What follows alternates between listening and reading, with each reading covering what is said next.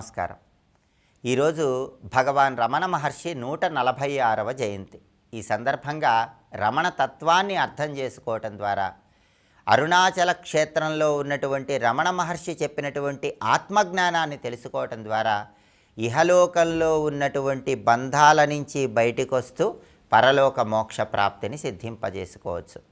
రమణ తత్వాన్ని మనం అర్థం చేసుకుంటే భగవంతుణ్ణి భక్తుడు చేరుకోవటానికి ప్రధానంగా 3 మార్గాలు ఉంటాయి.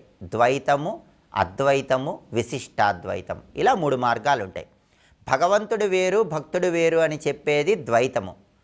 భగవంతుడే భక్తుడు, భక్తుడే భగవంతుడు అని చెప్పేది అద్వైతం. భగవంతుడు భక్తుడితో పాటు ప్రకృతి కూడా ఉంటుంది. ప్రకృతిలో భగవంతుణ్ణి పూజించడం ద్వారా భక్తుడు తరింపబడతాడని చెప్పేది విశిష్టాద్వైతం.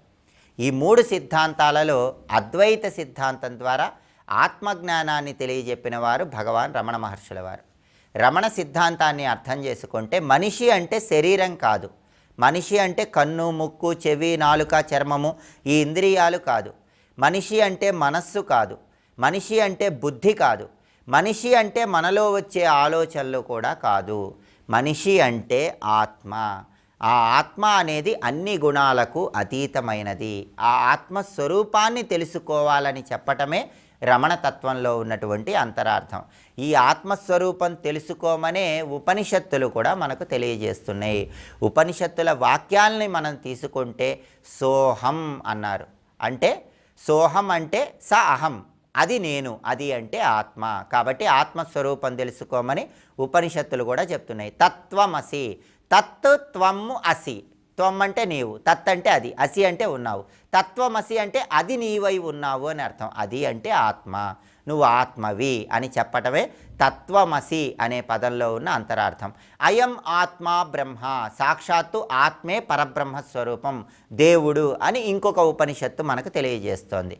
కాబట్టి ఏ ఉపనిషత్ వాక్యాన్ని తీసుకున్నా సోహం, తత్వమసి, అయం ఆత్మా బ్రహ్మ, ఇవి ఏవి తీసుకున్నా కూడా మనిషి అంటే ఆత్మ, ఆ ఆత్మస్వరూపం తెలుసుకోవాలని తెలియజేస్తున్నాయి. ఉపనిషత్ సారాన్నే రమణ మహర్షి మనకు తెలియజెప్పారు.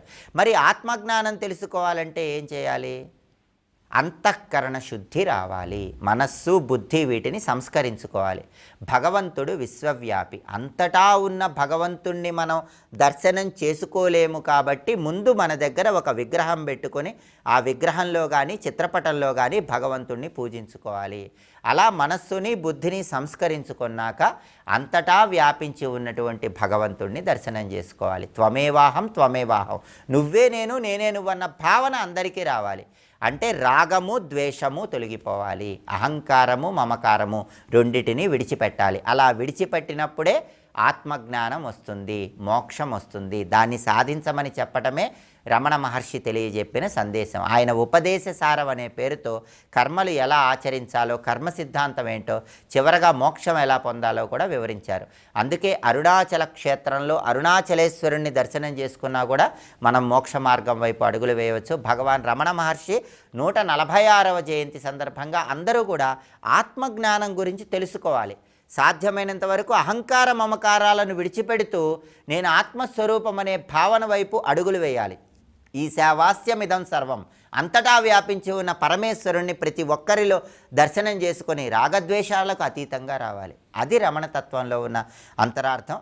అది రావాలంటే మంత్రశాస్త్రంలో కూడా ఒక మంత్రం చెప్పారు. అది ఆత్మజ్ఞానం తొందరగా రావటానికి విశేషంగా సహకరిస్తుంది. ఆ మంత్రం ఏంటంటే ఓం మణిపద్మేహం. చాలా శక్తివంతమైన మంత్రం, ఆత్మతో సంయోగం చెందటానికి ఉపయోగపడే మంత్రం. అందువల్ల అందరూ కూడా రమణ మహర్షి జయంతి సందర్భంగా ఓం మణిపద్మేహం అనే మంత్రాన్ని స్మరించుకుంటూ ఆత్మజ్ఞానం గురించి తెలుసుకుంటూ అడుగులు వేయాలి. దాంతోపాటుగా ఓం అరుణాచలేశ్వరాయ నమః అంటూ అరుణాచలం క్షేత్రంలో ఉన్న పరమేశ్వరుణ్ణి కూడా స్మరించుకోవాలి. కాబట్టి భగవాన్ రమణ మహర్షి 146వ జయంతి సందర్భంగా ఆత్మజ్ఞానం వైపు అడుగులు వేయటానికి ప్రతిరోజు కూడా ఓం మణిపద్మేహం అనే మంత్రాన్ని వీలైనన్ని సార్లు స్మరించుకోండి. అలాగే ఓం అరుణాచలేశ్వరాయ నమః అనే మంత్రాన్ని స్మరించుకోవటం ద్వారా అరుణాచలం క్షేత్రంలో ఉన్న పరమశివుడి అనుగ్రహం కలుగుతుంది. రమణ తత్వాన్ని అర్థం చేసుకుందాం, ఆత్మజ్ఞానం వైపు అడుగులు వేద్దాం.